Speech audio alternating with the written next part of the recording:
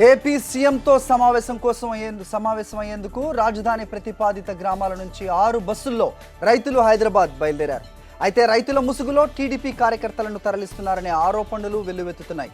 తన భూమిని రాజధాని కోసం ఇవ్వడానికి సిద్ధంగా లేనంటూ మీడియాతో చెప్పిన నరేష్ అనే రైతును బస్సులోంచి బలవంతంగా దింపేయడంతో ఆరోపణలకు బలం చేకూరింది. కేవలం భూమి ఇవ్వడానికి సిద్ధంగా ఉన్నామని చెప్పేవాళ్ళు మాత్రమే సీఎంను కలవాలని పైనుంచి ఆదేశాలు జారీ చేసినట్లు తెలుస్తోంది. మరింత సమాచారం మా కరెస్పాండెంట్ రవీందర్ అందిస్తారు. రవీందర్, చెప్పండి, 6 బస్సుల్లో తరలిస్తున్న రైతులు ఎవరు?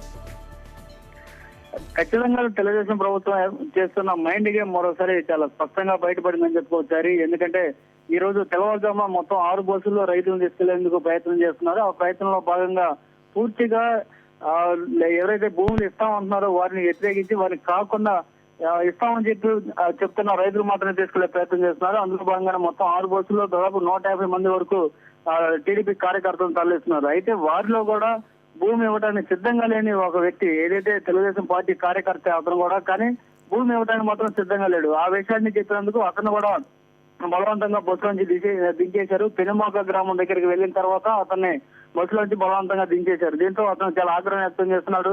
ఎందుకంటే తాను తెలుగుదేశం పార్టీ కార్యకర్తనే అయినప్పటికీ భూమి ఇవ్వను అన్న కారణంగానే నన్ను దించేయడం ఏంటంటూ గట్టిగా నిలదీశాడు. దీంతో చాలా స్పష్టంగా అర్థమవుతుంది ఇప్పటి వరకు ఏదైతే భూములు ఇవ్వడానికి సిద్ధంగా లేరు, వాళ్ళ నోరు నొక్కేసే కార్యక్రమాన్ని తెలుగుదేశం పార్టీ నాయకులు పెద్ద ఎత్తున చేస్తున్నారన్న విమర్శలకు మరింత బలం చేకూరలేక ఈ ఘటన చోటు చేసుకుంది. దాంతో పాటు ఈ తెల్లవారుజాము వరకు కూడా అసలు ఎవరెవరిని తీసుకెళ్లాలన్న విషయం మీద కూడా ఒక స్పష్టత లేకుండా చాలా గోప్యత పాటించారు.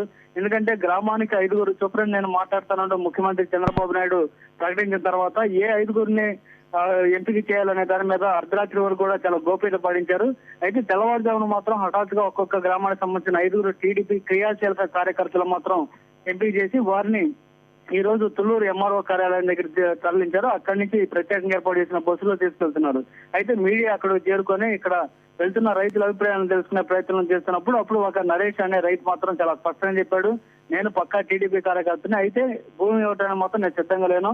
మా నాయకులు చెప్పారు కాబట్టి నేను కూడా హైదరాబాద్ వెళ్తున్నాను. చంద్రబాబు కనుక అడిగితే నేను మాత్రం నా భూమి ఇవ్వను అనే చెప్తాను అని మీడియాతో చెప్పాడు. దీంతో అక్కడున్న టీడీపీ నాయకులంతా కూడా ఆగ్రహం వ్యక్తం చేశారు. అలాంటప్పుడు నువ్వు రావాల్సిన అవసరం లేదు, నువ్వు బస్సు దిగేసేయని చెప్పి బలవంతంగా దించేశారు. దీంతో ఇద్దరి మధ్య వాగ్వాదం చోటు చేసుకుంది. మొత్తానికి అయితే నరేష్ బలవంతంగా దించేసి మిగతా 6 బస్సుల్లో టీడీపీ కార్యకర్తలు హైదరాబాద్ బయలుదేరి వెళ్లారు. ఓకే రవీందర్.